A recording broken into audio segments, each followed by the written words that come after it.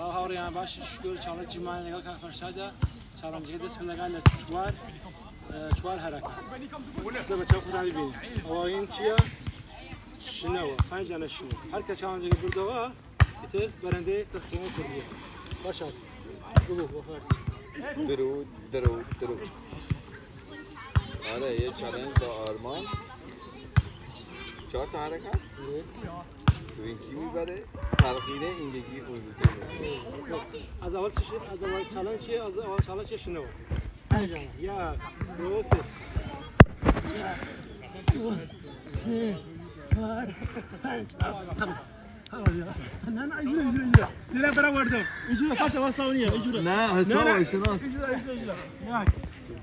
دو سه هات با چوار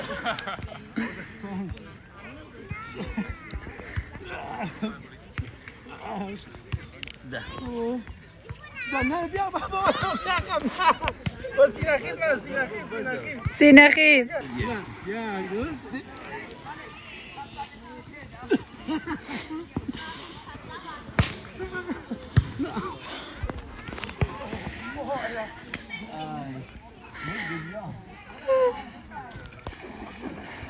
فرشاد باختی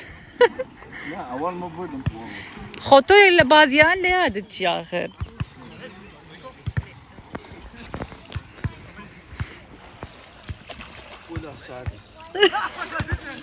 سرده بگو باختی سرده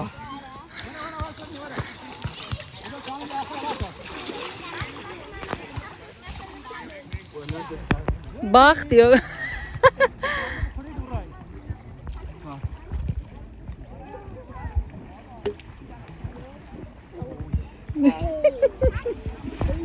ما تلقی ندم فرشاد نه ما اوله سرده تازه چی تنامه گرمی کماندو بود ولی کماندو بنوسه کماندو بین کمان براو بین تا چالش تا چهار پیسه ولی یا وطن نگاه